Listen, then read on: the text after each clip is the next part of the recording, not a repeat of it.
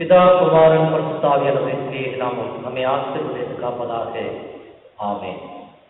திருத்துவ பணி பின்வரும் 6ஆம் ஞாயிற்றுக்கிழமை ஆகிய இந்த நாளில் ஆராதனைக்கு ஏற்ற விதமாய் நாம் எல்லோரும் கர்த்தரை நோக்கி ஜெபம் செய்வோம்.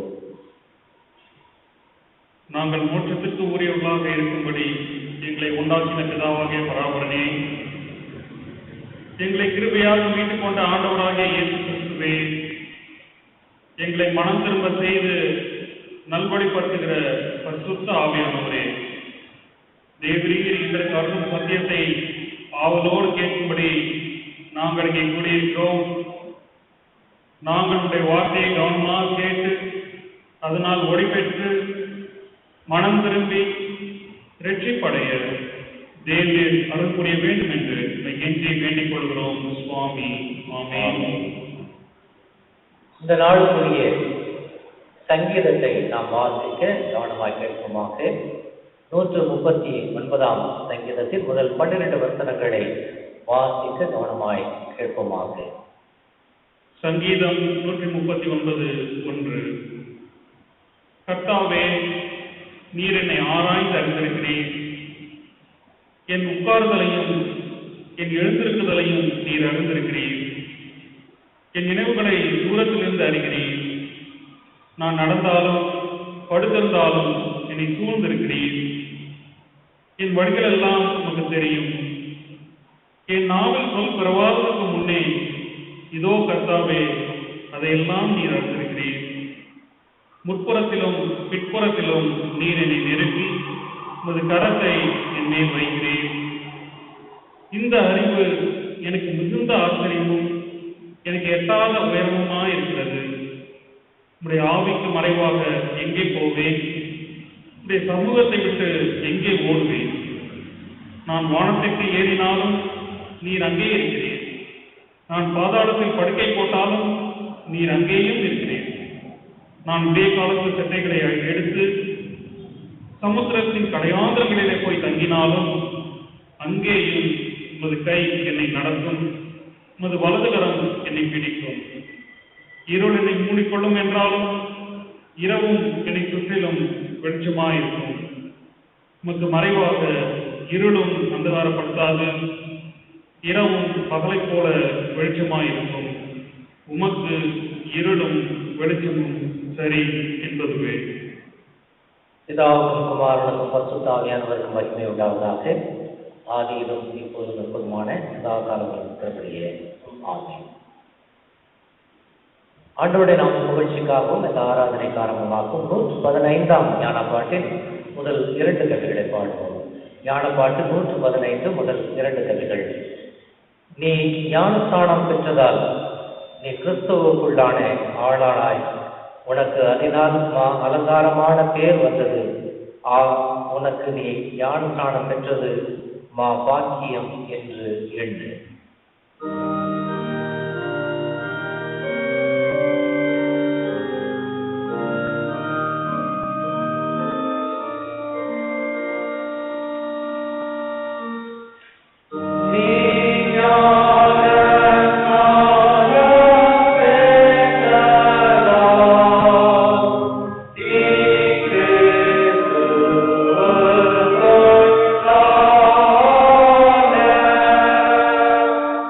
Oh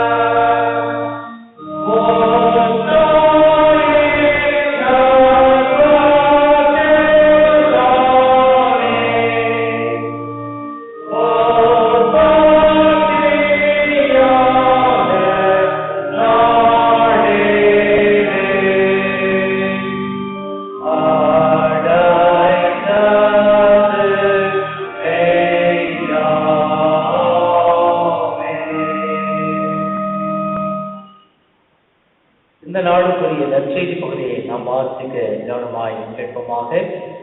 அது தூய மத்தேயுவின் நற்செய்தி நூல் 5ஆம் அதிகாரம் 20ஆம் வசனம் முதல் 26ஆம் வசனம் வரை அடங்கியிருக்கின்ற வேத பகுதியை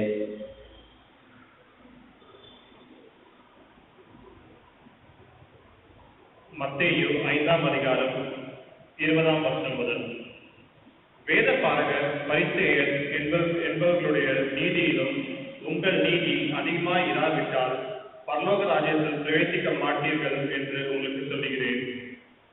கொலை செய்யாதிருப்பாயாக என்பதும் கொலை செய்கிறவன் நியாய தீர்ப்புக்கு ஏதுவாய் இருப்பான் என்பதும் பூர்வத்தாருக்கு உரைக்கப்பட்டது என்று கேள்விப்பட்டிருக்கிறீர்களே. நான் உங்களுக்கு சொல்லுகிறேன், தன் சகோதரனை நியாயமில்லாமல் கோபித்துக் கொள்பவன் நியாய தீர்ப்புக்கு ஏதுவாய் இருப்பான். தன் சகோதரனை வீண் என்று சொல்லுகிறவன் ஆலோசனை தங்கள் தீர்ப்புக்கு ஏதுவாய் இருப்பான். மூடனே என்று சொல்லுகிறவன் எரி நரகத்துக்கு ஏதுவாய் இருப்பான். ஆகையால் நீ பலிபீடத்தில் உன் காணிக்கையை செலுத்த வந்து உன் பேரில் உன் சகோதரனுக்கு குறை உண்டென்று அங்கே நினைவு கொள்வாயாக. அங்கே தானே பலிபீடத்தின் முன் உன் காணிக்கையை வைத்துவிட்டு போய் முன்பு உன் சகோதரனோட ஒப்புரவாகி பின்பு வந்து உன் காணிக்கையை செலுத்து. எதிராளி உன்னை நியாயாதிபதியினிடத்தில் ஒப்புக்கொடாமலும் நியாயாதிபதி உன்னை சேவகனிடத்தில் ஒப்புக்கொடாமலும் நீ சிறைச்சாலையில் வைக்கப்படாமலும் இருக்கும்படியாக நீ உன் எதிராளியோடு வழியில் இருக்கும் போதே சீக்கிரமாய் அவனோட நல்மணம் பொருந்தாவிட்டால் நீ ஒரு காசும் குறைவின்றி கொடுத்து தீர்க்கும் மட்டும் அவ்விடத்திலிருந்து புறப்பட மாட்டாய் என்று மெய்யாகவே உனக்கு சொல்லுகிறேன் என்பதே. தேவ தாமே ஜீவனுள்ள இந்த வார்த்தைகளை ஆசீர்வதித்து காப்பாராக. ஆமென். உலகெங்கும் உள்ள அனைத்து திருச்சபை மக்களோடு நாம் இணைந்து கொண்டவர்களாய் நம்முடைய கிறிஸ்தவ விசுவாசத்தை அப்போஸ்தல விசுவாச பிரமாணத்தின் மூலமாய் தைரியத்தோடு அறிக்கை செய்வோம். பரலோகத்தில்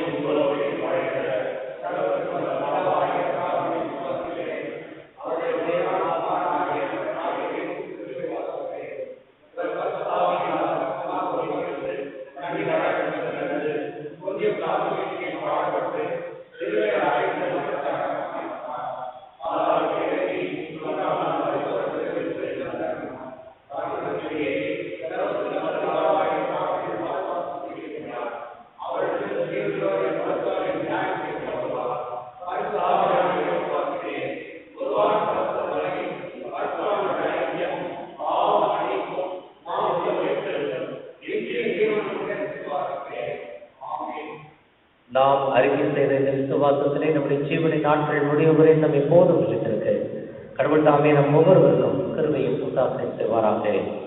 ஆமென். ஆண்டவர் இயேசு கிறிஸ்துவிலே அன்பான உடைய விசுவாசிகளே, பரிசுத்த யோவான் ஆலயத்தினுடைய அன்பு சபை மக்களே, உங்கள் யாவரையும் நான் ஆண்டவர் இயேசுவின் நாமத்திலே வாழ்த்துகிறேன்.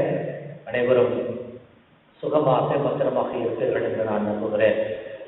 கர்த்தர் நமக்கு செய்து வருகிற மகாபெரிய கிருபைகளுக்காக இரக்கங்களுக்காக ஆண்டவருக்கு நன்றி சொல்லுவோம். அது மாத்திரமல்ல, இந்த வேளையை பொதுவான ஜெபத்திற்கு ஏற்ற விதமாய் நாம் நம்மை ஆயத்தப்படுத்துவோம். இருக்கின்ற இடத்திலே கண்களை மூடி இறைவேண்டுதல் செய்வோம். திரியேக பராபரனாகிய கர்த்தாவே, உங்களுடைய மேய்ச்சலின் ஆடுகளான எங்களை இந்த நாள் வரையிலே போஷித்து பலப்படுத்தி பாதுகாத்த மகாபெரிய தயவுக்காக உமக்கு நாங்கள் துதி தோத்திரங்களை அர்ப்பணிக்கின்றோம். எங்களுடைய சபையின் மூத்தவர்கள், சுகவீனத்தில் உள்ளவர்கள், விசேஷமாய் திருமதி ராணி சாம்வேல், செல்வி ராணி பொன்னையார் ஆகியோருக்காக உங்கள் சமூகத்தில் வருகிறோம். சுகவீனம் பலவீனத்தின் மத்தியிலே ஆண்டவரே பெற்று வருகிற மருத்துவ சிகிச்சை அனைத்திற்காகவும் நாம் நன்றி செலுத்துகிறோம். என்னுடைய சபையின் வாலிபர்கள், சிறு பிள்ளைகள் இதோ ஆண்டவருடைய பெரிதான கரத்தினாலே ஒவ்வொரு நாளும் வழிநடத்தி செல்லப்படுவதற்கு அவரவருடைய குடும்பங்களுக்கு ஏற்ற அனுதின போஷிப்பாகிய வழிநடத்துதலையும் பாதுகாப்பையும் அன்றாடம் தேவையான நன்மைகளையும் நாங்கள் பெற்ற அளவுக்கு கிருபை செய்ய வேண்டும் என்று கொண்டாடுகின்றோம். இந்த வாரத்திலே தங்களுடைய பிறந்த நாட்களை காணும் அன்பு பிள்ளைகள் Evangeline Paul, J R. Paul, Krisha, Evelyn Janet, C. Jeyaraj, Moses Satish, பெரிக், Hannah Monica, Mahesh, doctor Preetha Dharmaraj ஆகிய அன்பு பிள்ளைகளுக்காக கர்த்தர் ஏற்ற தருணத்திலே உங்களுடைய நல்ல ஈவுகளை உங்களுடைய கரத்திலிருந்து ஆசீர்வாதமாய் அன்பு பிள்ளைகளை கொடுத்து வழிநடத்த வேண்டும் என்று அழைக்கிறோம்.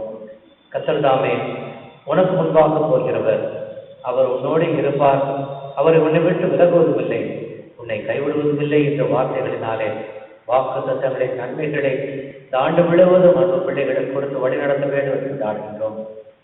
சேஷமான தருணத்திலே உடைய சமூகத்தை தேடி வருகிறோம். கொரோனா வைரஸின் தாக்கம் குறைய வேண்டும். ஆமாண்டவரே, உயிர் சேதம் இனியும் தொடர்ந்து ஏற்பட்டு விடாதபடி உங்களுடைய அரவணைப்புக்குள்ளாக ஒவ்வொருவரையும் வைத்து பாதுகாக்க வேண்டும் என்று நாடுகின்றோம். மருத்துவ சிகிச்சை பெற்று வருபவர்கள் அனைவரும் சுகபத்திரமாக தங்கள் வீடுகளுக்கு திரும்ப அருள் தர வேண்டும் என்று நாடுகின்றோம்.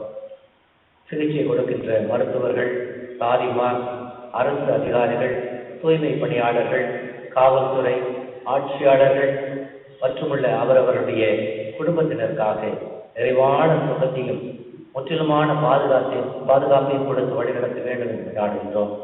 எங்களுடைய தமிழ் சுவிசேஷ லுத்தர திருச்சபையின் கணம் பேராயர் ஐயா அவர்களையும், கணம் ஆலோசனை சங்கம், அனைத்து சபை குருமார்கள், ஊழியர்கள் ஒவ்வொருவரையும் ஆசிர்வதியும். ஏறெடுக்கப்படுகின்ற ஊழியர்கள் அனைத்தையும் கர்த்தருடைய திருநாம மகிமைக்காக பிரயோஜனப்படுத்த தேவரீர் ஒவ்வொருவரோடும் கூட இருந்த நல்ல ஆலோசனைகளினாலே நிரப்ப வேண்டும் என்று நாடுகின்றோம்.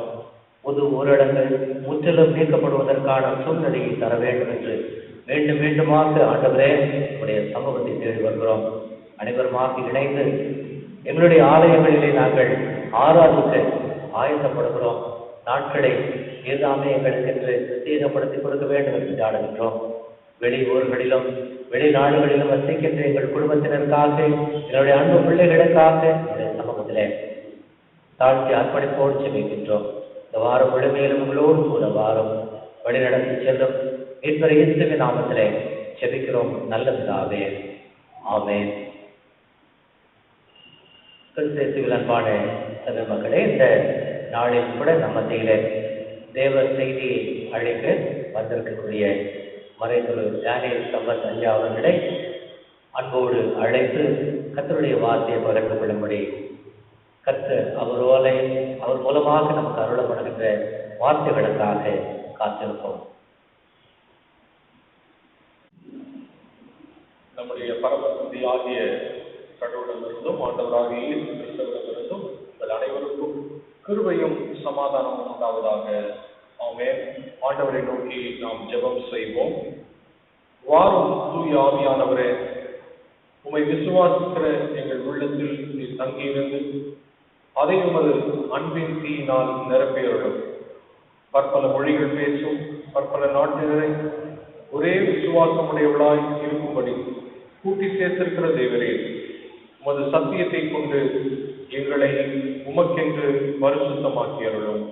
உமது வசனமே சத்தியம் சுவாமி. ஆமென்.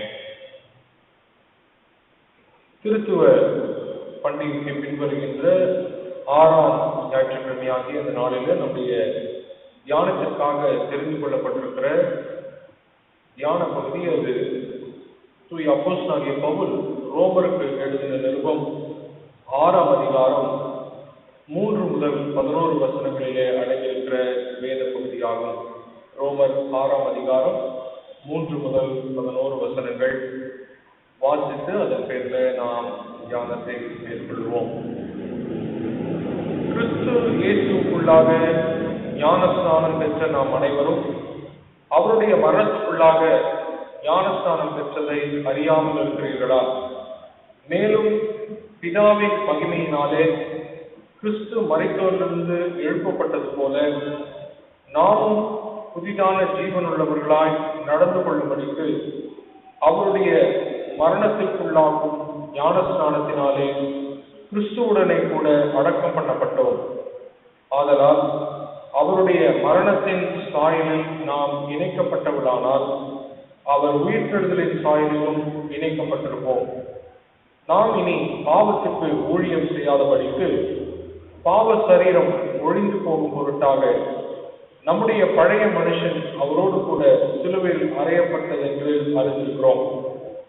மரித்தவன் பாவத்துக்கு நீங்கி விடுதலையாக்கப்பட்டிருக்கிறானே. ஆகையால் கிறிஸ்துவுடனே கூட நாம் மரித்தோமானால் அவருடனே கூட பிழைத்தும் இருப்போம் என்று நம்புகிறோம்.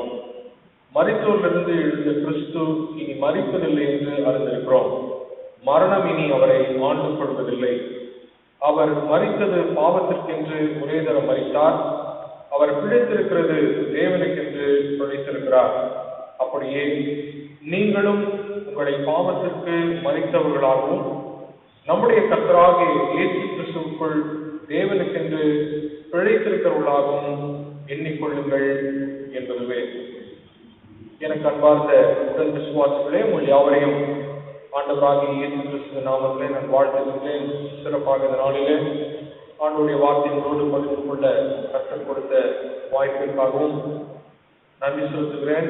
மற்றுமாய் நம்முடைய சபை குரு ஐயாவுக்கும் எனது அன்பார்ந்த நன்றிகளை நான் தெரிவித்துக் கொள்கிறேன். இந்த வாசித்த வேத பகுதியிலிருந்து ஒரு சில காரியங்களை நான் உங்களுக்கு நினைவுபடுத்த விரும்புகிறேன். இன்றைக்குரிய தலைப்பு திருமுழுக்கும் புது வாழ்வும் என்கின்ற தலைப்பு நமக்கு கொடுக்கப்பட்டிருக்கிறது. Baptism a new life. நம்முடைய ஞான பாடலில இந்த நாளினுடைய தலைப்பாக நாம் பார்க்கின்ற பொழுது அதில் போடப்பட்டிருக்கிற காரியம், நம்முடைய பிறந்த நாளை பார்க்கிலும் திருமுழுக்கு பெற்ற நாளே மிக முக்கியமானது என்று சொல்லி அதிலே போடப்பட்டிருக்கிறது. The day we born in Christ is more important than the day we born in this world. அநேக நேரங்களிலே நாம் இந்த ஞானஸ்நானத்தை குறித்து நாம் யோசித்து பார்ப்பதில்லை. ஒருவேளை நாம் சிறு வயதிலே இந்த ஞானஸ்நானத்துக்குள்ளாக நாம் கொண்டு வரப்படுகிறோம், திருச்சபையிலே சேர்க்கப்படுகிறோம்.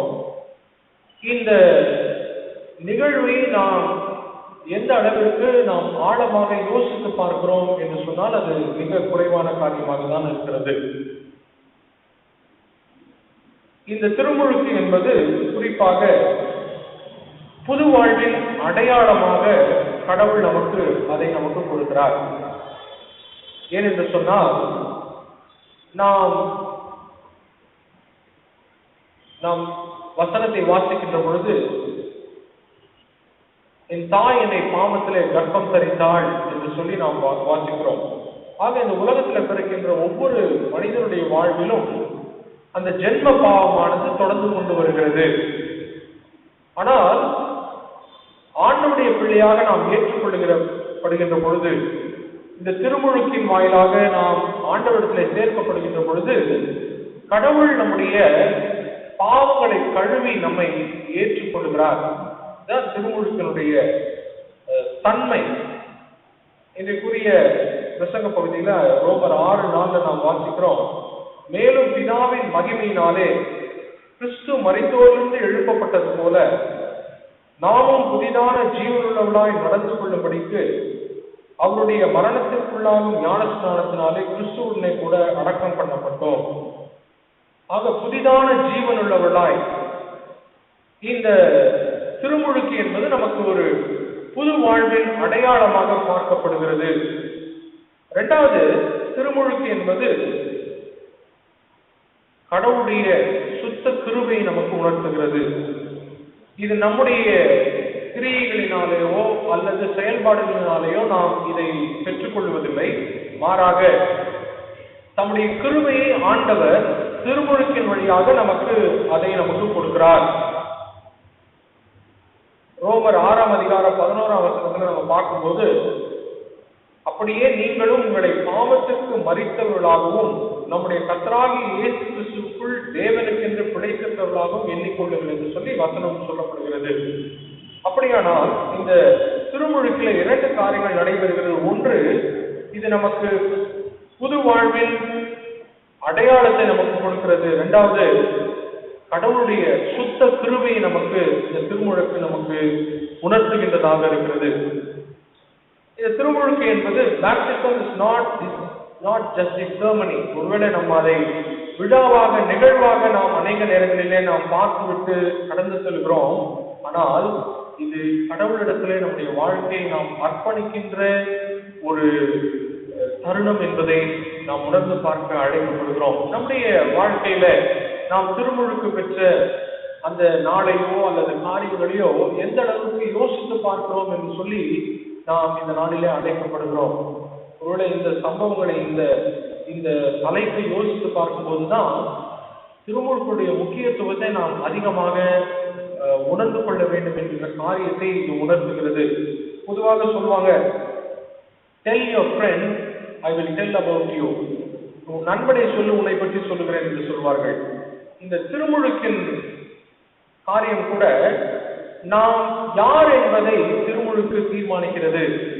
ஒருவேளை இது தண்ணீரினால் கழுவப்படுவது என்பதாக நாம் அடையாளமாக கொண்டாலும் இதனுடைய உள்ளார்ந்த அர்த்தம் என்பது நாம் கடவுளை சார்ந்தவர்களாக, இயேசு கிறிஸ்துவுடைய கிருபை பெற்றவர்களாக நாம் இருக்கிறோம் என்பதை இந்த திருமுழுக்கு நமக்கு உணர்த்தி கொண்டே இருக்கிறது.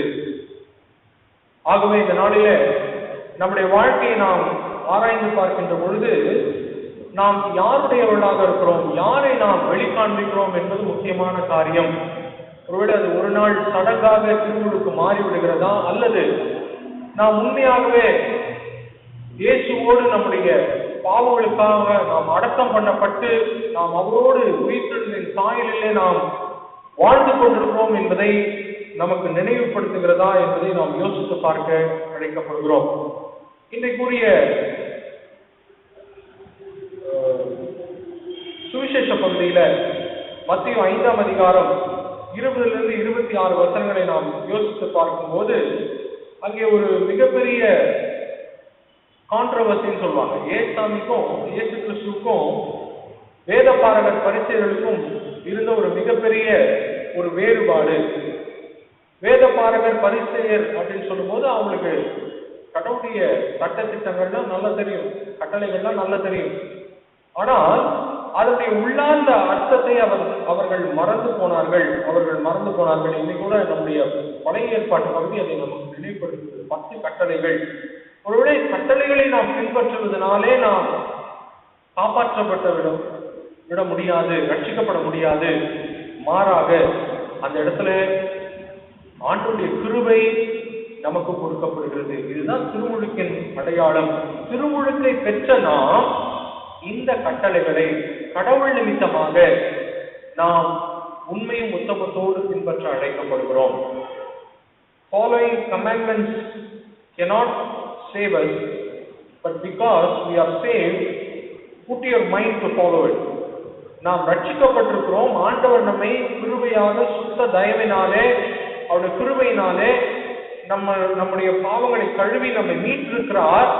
ஆகவே கடவுளுடைய விருப்பத்திற்கு உட்பட்டு, கடவுளுடைய நிபந்தனைகளுக்கு உட்பட்டு நாம் வாழ வேண்டும் என்கின்ற காரியத்தை தான் இந்த கட்டளைகள் இன்றைக்கு நமக்கு நினைவுபடுத்துகிறது. ஆகவே கட்டளைகளை கைக்கொண்டு நான் கடவுளை பிரியப்படுத்த முடியாது.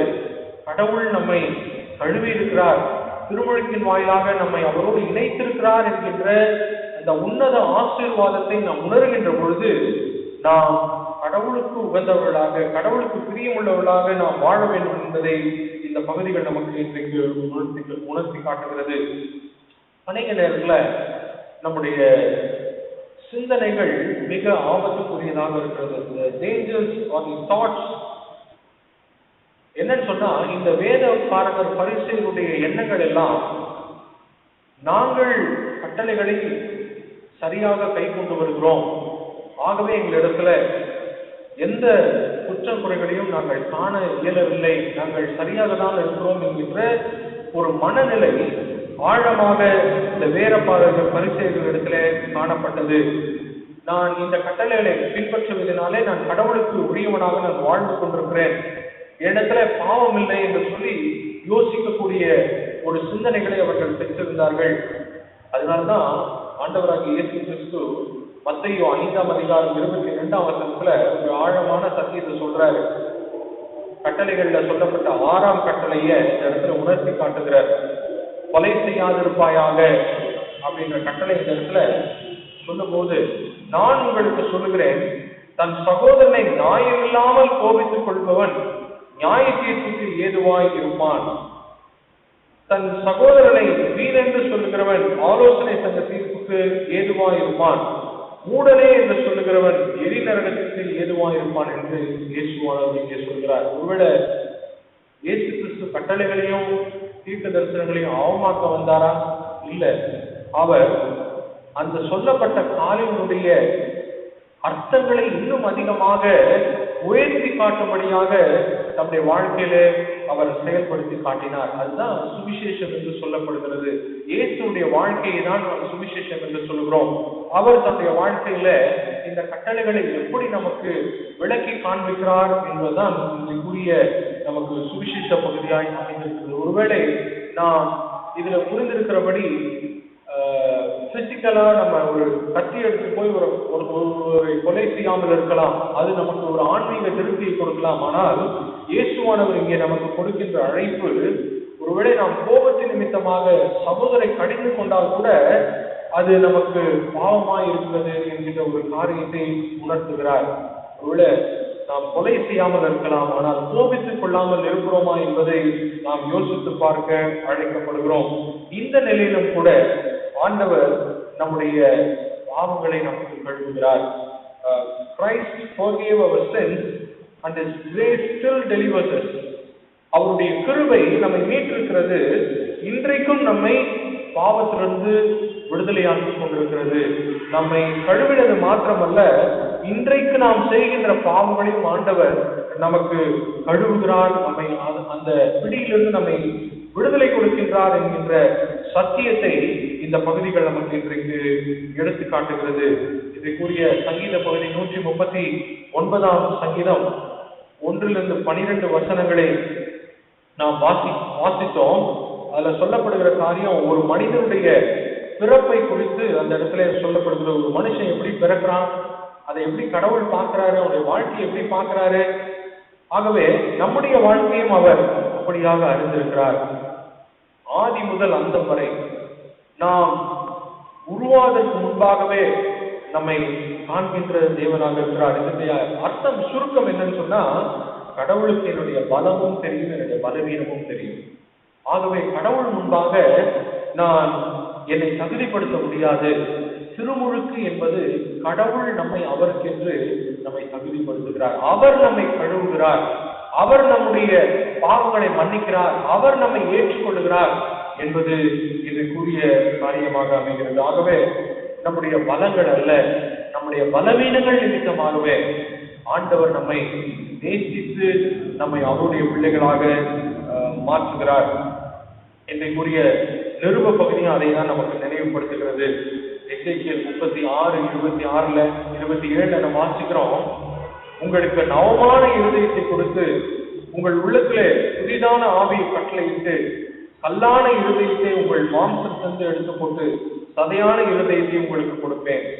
உங்கள் உள்ளத்திலே என் ஆவியை வைத்து உங்களை என் கட்டளைகளில் நடக்கவும் என் நியாயங்களை கை கொள்ளவும் அவர்களின்படி செய்யவும் பண்ணுவேன். ஆகவே கடவுள் சொல்றாரு பாருங்க, எல்லாமே அவர் நமக்காக செய்கின்றார்.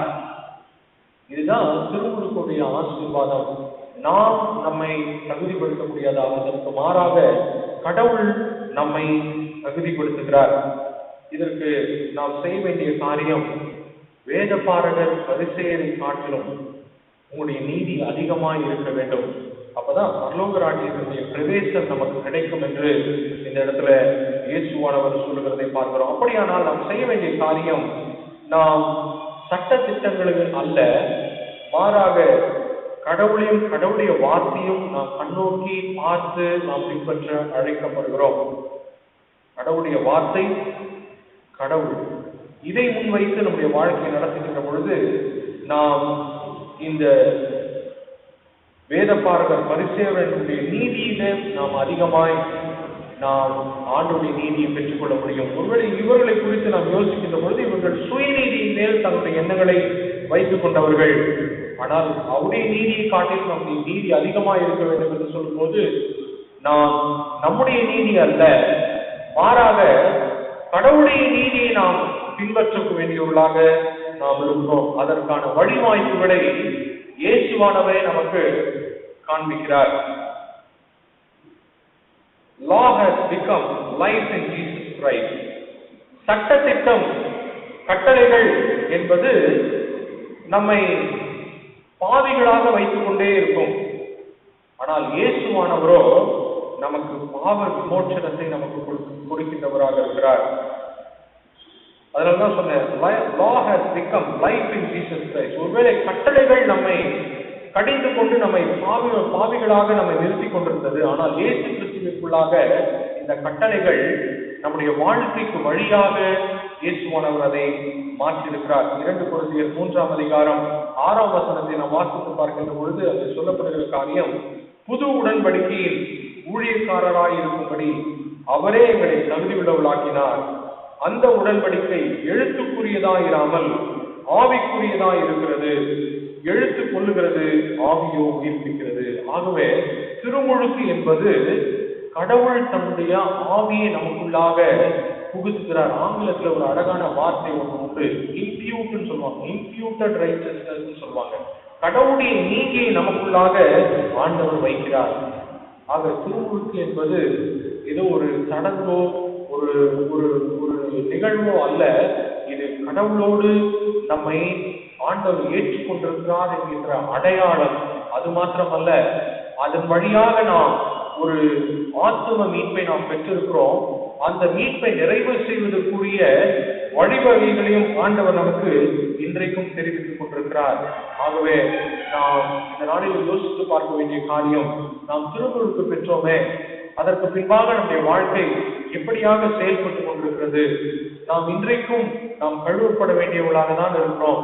ஆண்டவர் நம்மை அனுதினமும் நம்மை கழுவிக் கொண்டிருக்கிறார். இந்த உணர்வுகள் நமக்கு வேண்டும் என்பதை பவுலடிகளார் மிக தெளிவாக சொல்கிறார். ரோமர் 6ஆம் அதிகாரம் 11ஆம் வசனத்துல கடைசியா முடிக்கும் போது அவர் சொல்றாரு, அப்படியே நீங்களும் உங்களை பாவத்திற்கு மரித்தவர்களாகவும் நம்முடைய கர்த்தராகிய இயேசு கிறிஸ்துவுக்குள் தேவனுக்கென்று பிழைத்திருக்கலாகவும் எண்ணிக்கொள்ளுங்கள் என்று சொல்லி ஒரு வார்த்தை அங்கே சொல்லுகிறதை பார்க்கிறோம். இந்த எண்ணிக்கொள்ளுங்கள் என்கின்ற வார்த்தை ரொம்ப முக்கியமான வார்த்தை. ஏன்னு சொன்னா, நம்ம எதை அதிகமாக நாம் யோசிக்கிறோமோ, எதை அதிகமாக நாம் சிந்திக்கிறோமோ, அதை தான் நம்முடைய வாழ்க்கையில நாம் செயல்படுத்த முடியும் என்பதை இந்த பகுதி நமக்கு எடுத்து காட்டுகிறது.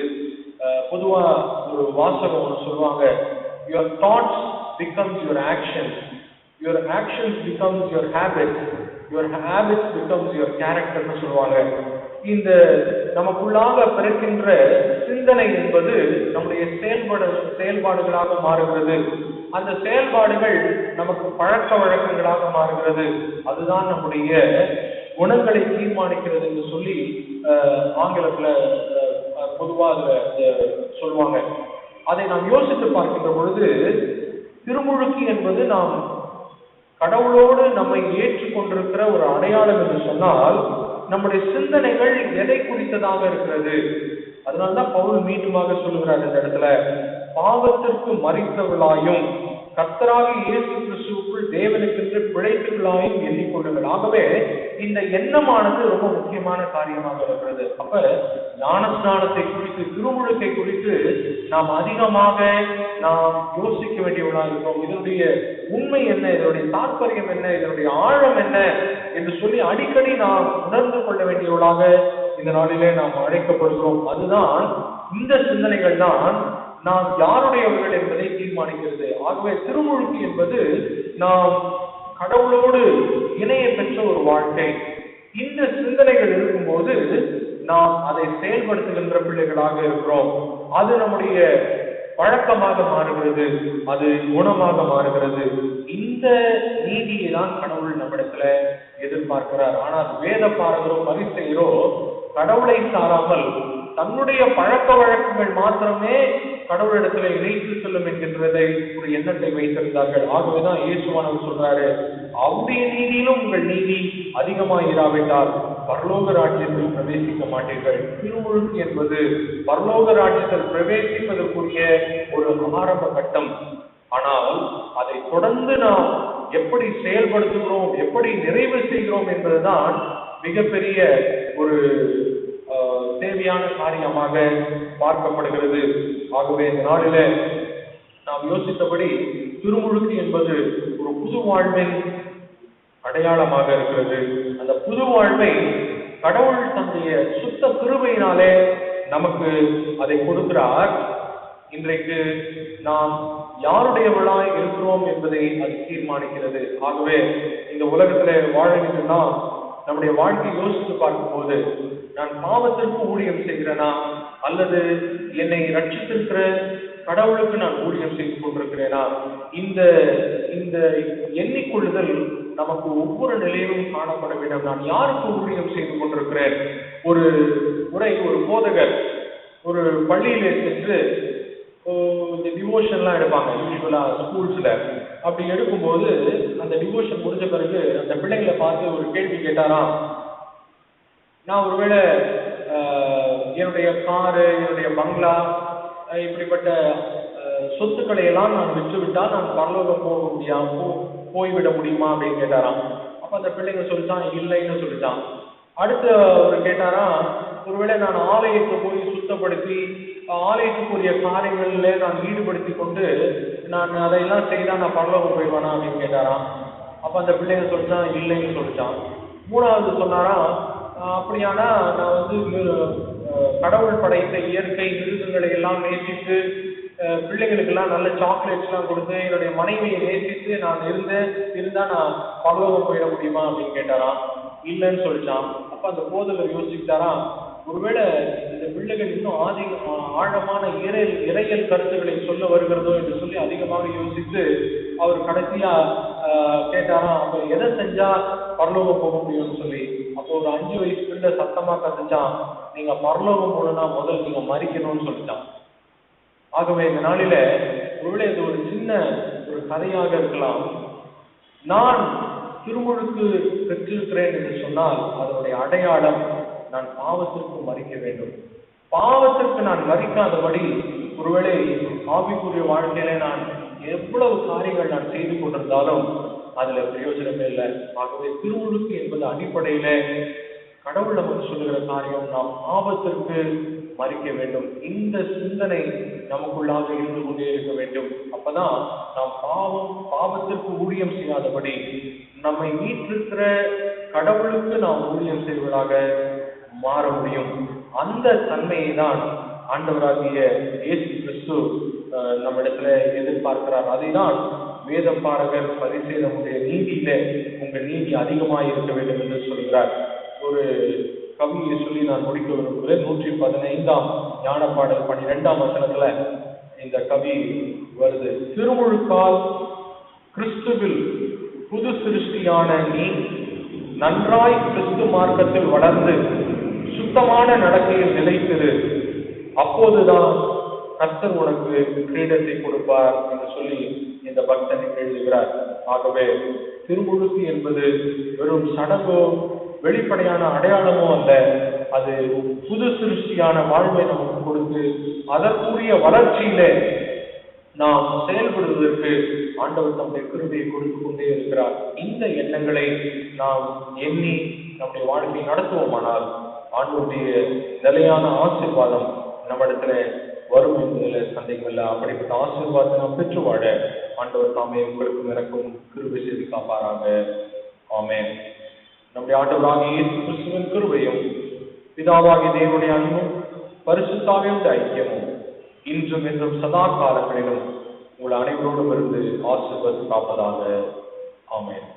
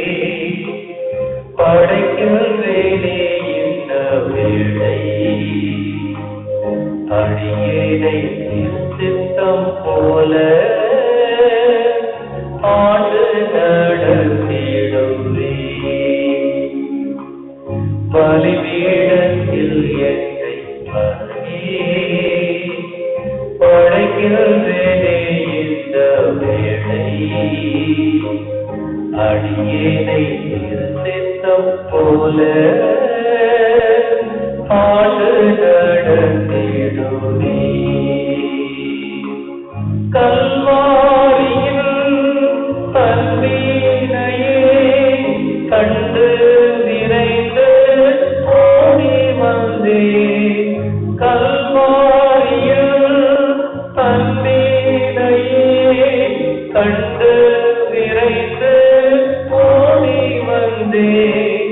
கழுவும் திரு ரத்தத்தாலே கரை நீங்க இருதயத்தை கழுவும் திரு ரத்தத்தாலே கரை நீங்க இருதயத்தை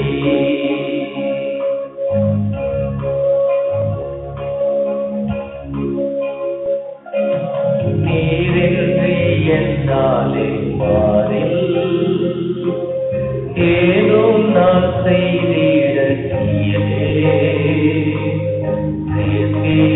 படுவாத என்னை காத்துமக்காய் நிறுத்தி கல்வாரியில் அன்பினையே கண்டு விரைந்து கல்வாரியில் அன்பினையே கண்டு நிறைந்து ஓடி வந்தே கழுவும் திரு ரத்தத்தாலே கரை நீங்க இருதயத்தை கழுவும் திரு ரத்தத்தாலே கரை நீங்க இருதயத்தை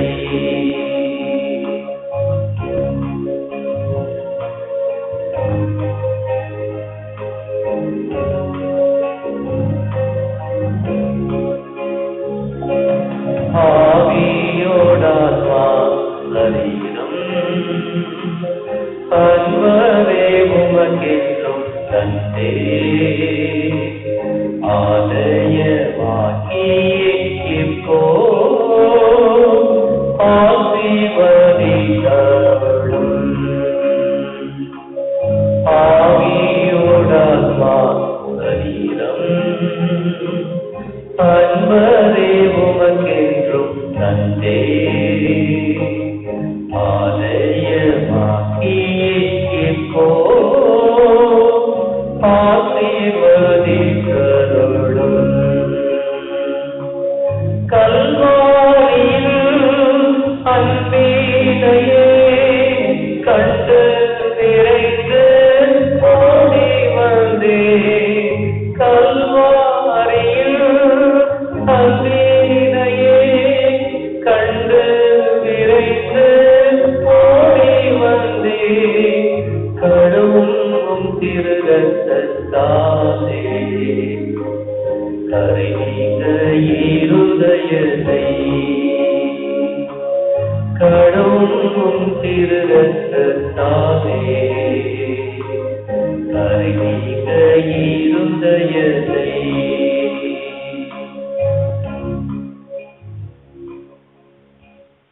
ஆண்டவர் நமக்கு கற்றுக் கொடுத்த ஜெபத்தை சேர்ந்து சொல்லுவோம். பரமண்டலங்களில் இருக்கிற எங்கள் பிதாவே, இந்த நாமம் பரிசுத்தப்படுவதாக, இந்த ராட்சியம் வருவதாக, இந்த தமிழ்நாட்டில் போல வெள்ளப்பட்டாலும் கடந்த தமிழ் இருப்பது நீர்கள் பாவங்கள் மடைந்து எங்களை சோதனைக்கு ஏற்படாலும் தீமையை யோசித்தவர்கள் ராஜ்யம் மதத்தை வைத்தியம் இதனை உங்களே ஆமென்.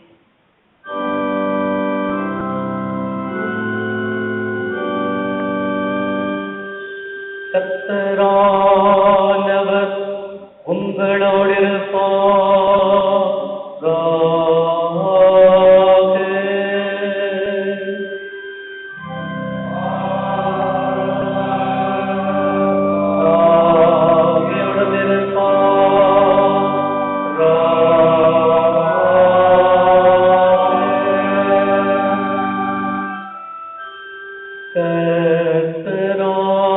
கர்த்தரானவர் உன்னை ஆசீர்வதித்து உன்னை காப்பாராக.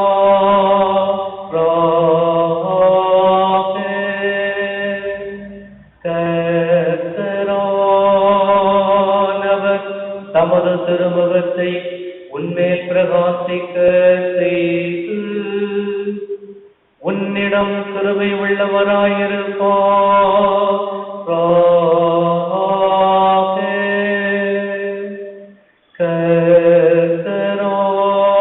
கர்த்தரானவர் தமது திருமுகத்தை உனக்கு பிரசன்னமாக்கி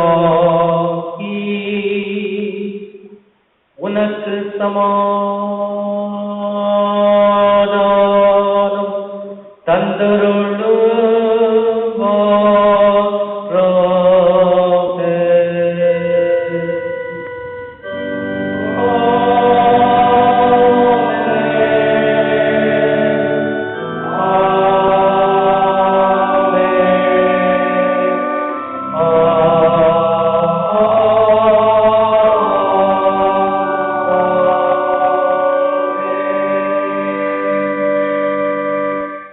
முடிவு பாடலாக 10ஆம் ஞானப்பாட்டை நாம் பாடுவோம்.